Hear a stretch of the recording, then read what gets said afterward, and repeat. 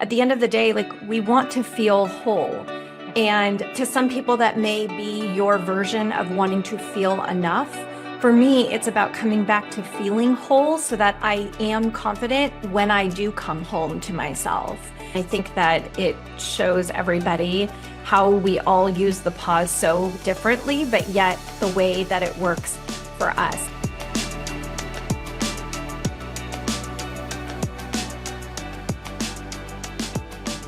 Hello, everybody, and welcome to another episode of the Power in the Pause podcast. How are you guys doing today? As a reminder, please do not forget to hit subscribe so that you do not miss a single episode that comes out every single week. And it would mean the world to me if you would please leave a 5-star rating and a review so that more people can find this show. So without further ado, welcome to today's episode. I am joined by my dear friend, and I really call you my soul sister, Jennifer Urezzio. Hello, Jennifer. How are you? Hello, that's the best thing I've heard all day. Oh, I love you. You know how much I love you.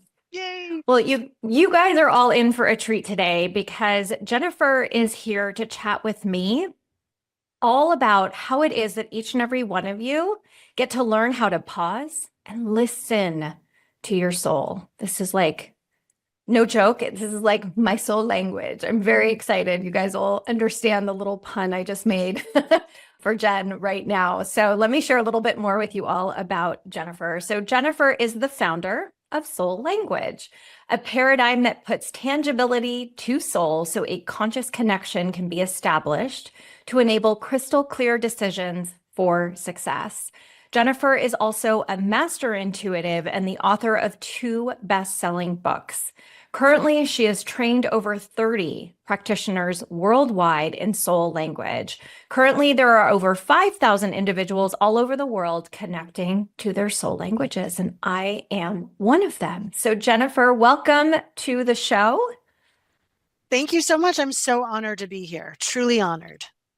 Oh, honey, it goes both ways. I love you. And I love talking to you about this. Thank you. So before we dive into our fun topic, I always ask every single one of my guests to please share how it is that you found your own power in the pause and how that applies to the work that you do today. Well, I used to actually say practice the pause to clients. Like for me, what that was so powerful is like I always paused and saw myself on a train platform.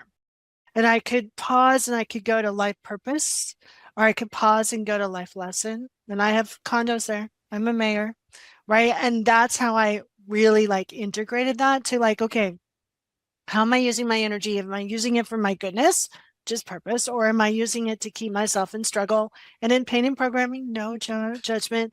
I've been there. We'll be back again. Maybe I'm going to put a pool in now, right? And then that's how I've used it. That's so powerful. And I think that it shows everybody how we all use the pause so differently, but yet the way that it works for us. So what I would like for you to also share with our audience today, because some people are probably going, what the hell is soul language? What does that mean? So would you mind, before we dive into our main topic today, this is an important piece just so that people can understand what exactly is soul language and how does it serve as that pathway for the people that you work with? I would be honored. So soul language puts tangibility to our essential nature. Some people call that soul. And it uses 3 different categories: your mission, how you fuel that mission, and then your soulful personality. Why do you want that?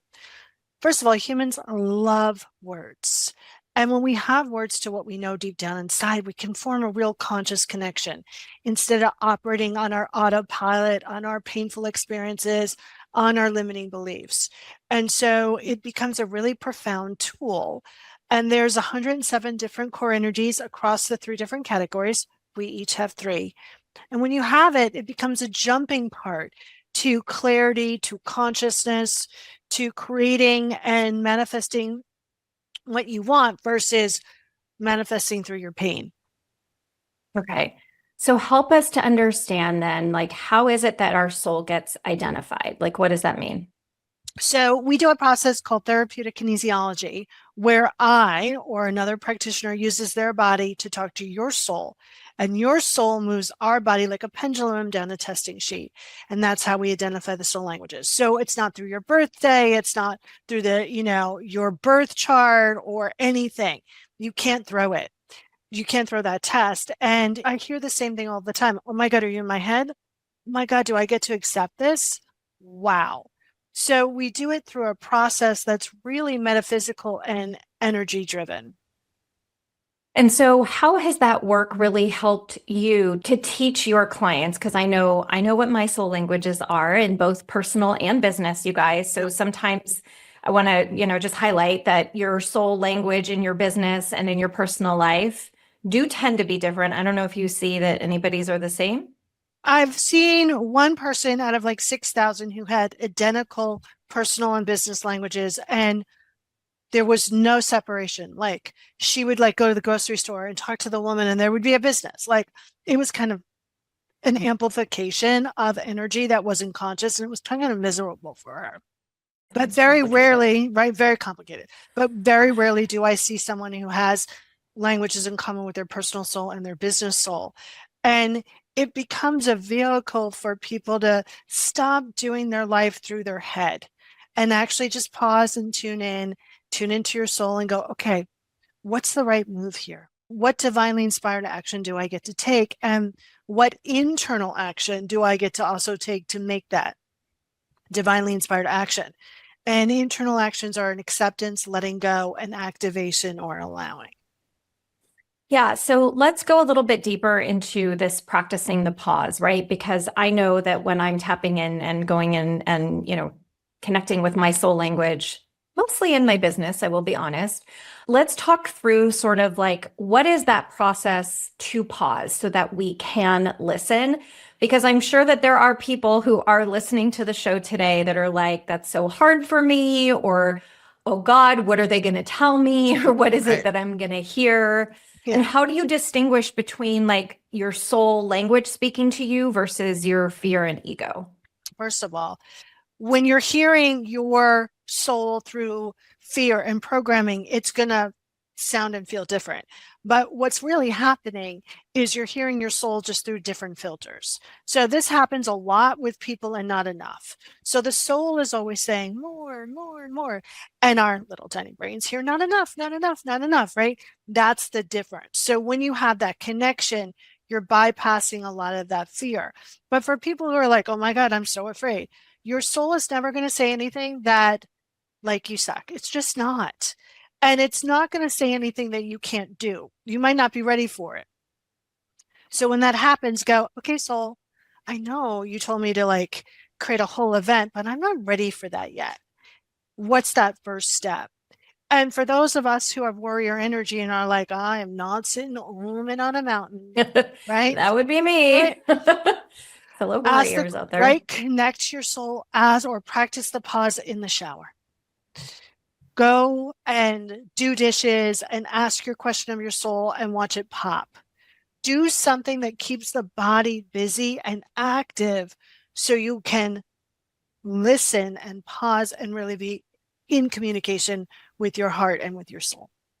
So you just named one of the soul languages, right? Which is warrior. How Yeah. many are there? And like, how do you just call them out? Like, what do you do? You're like, okay, I know that one of my soul languages is warrior. I'm very clear on who she is and when she's speaking to me. But for somebody who out there is listening to this and going like, well, how many of these are there? How do I distinguish, that it's my warrior soul language versus another, etc. So there's 107 across the three different categories. And what we like to do when we introduce people to their three core energies of soul, we actually like to form a conscious connection between their humanness and that part of their soul.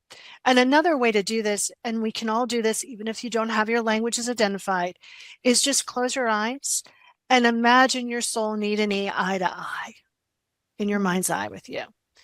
And then the most profound question you can ask is, what do I need to know right here, right now? And just listen. But when you know your soul languages, we like to I always say, like, bring it up, like, let it step forward. And a lot of people get visuals. I have one client who has little different figurines on her desk so she remembers which soul language is talking. And it's really about finding your own rhythm, right? It's brilliant. It's the jumping off point. It's a very evolving paradigm, meaning it grows in consciousness, but it's not the end all to be all. It gives you a structure so you can find your own way and your own connection.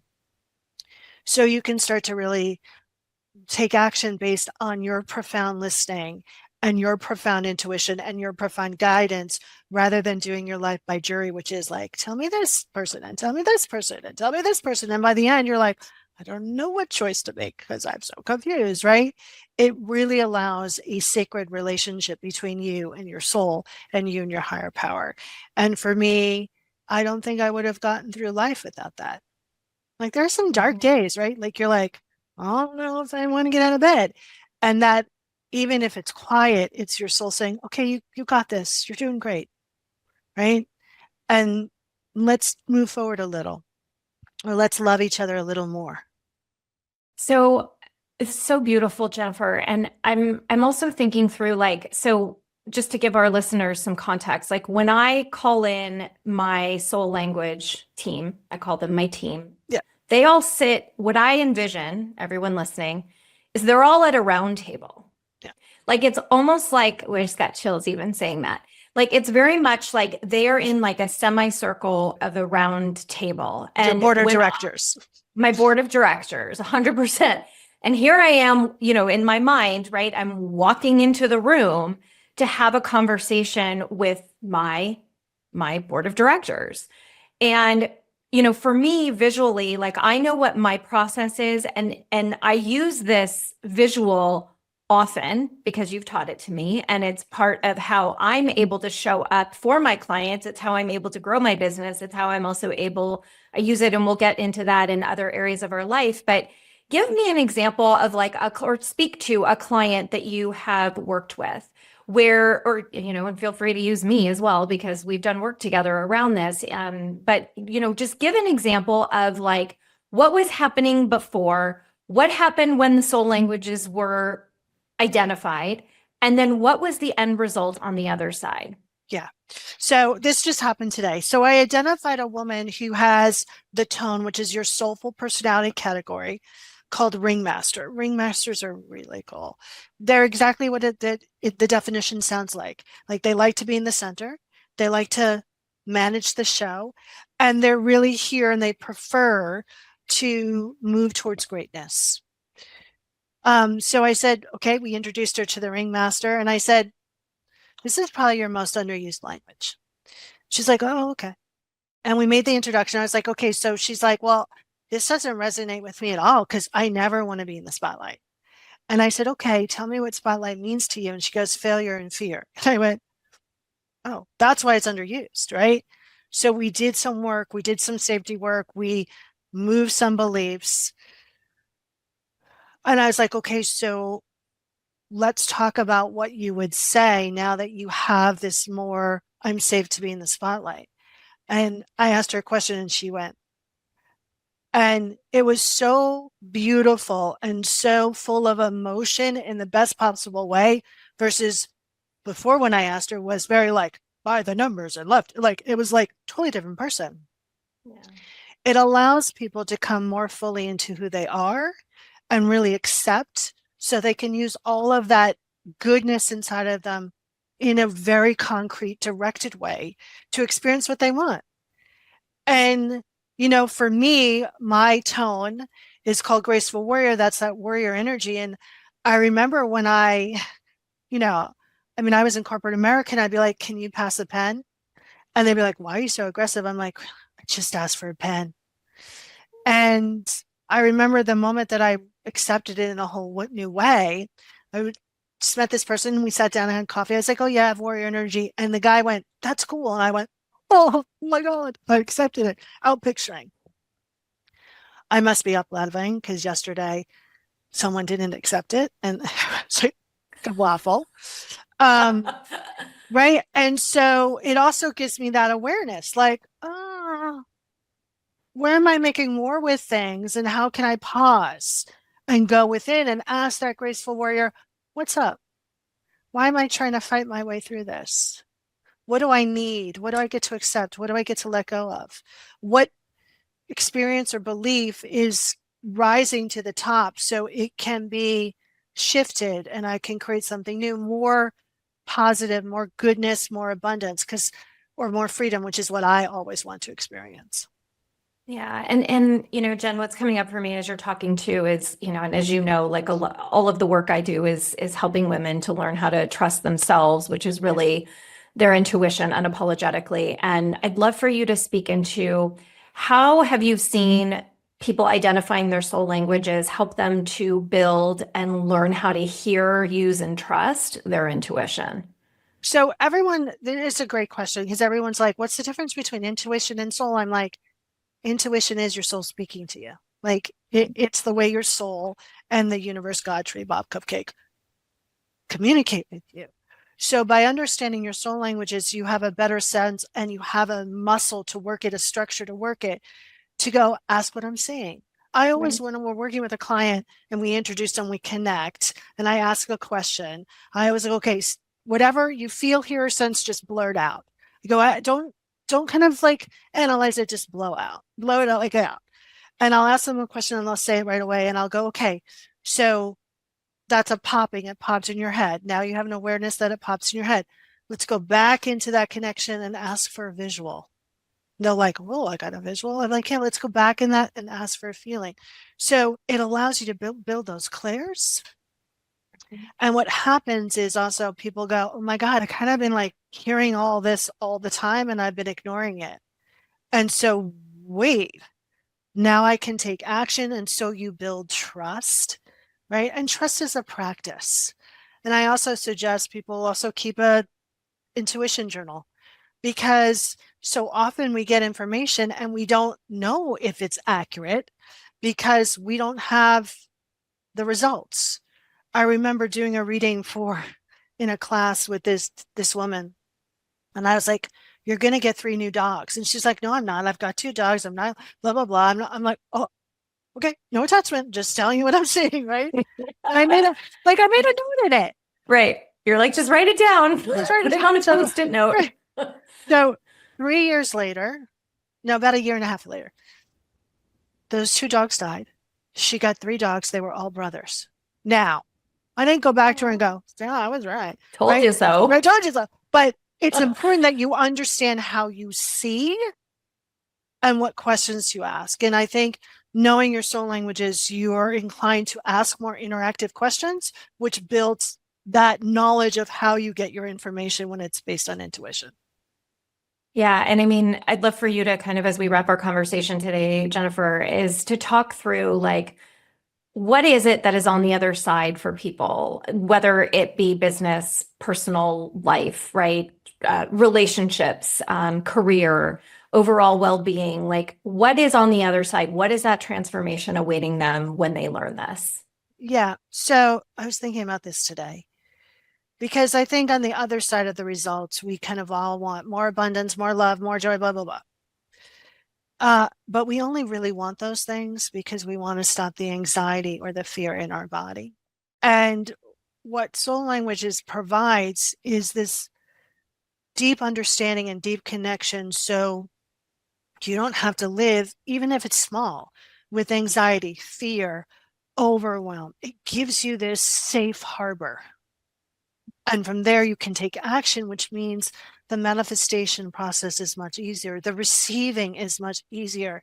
The joy that you're able to feel, plus the pain and suffering, you can't avoid that. It's like a song, right? You need all Right. notes.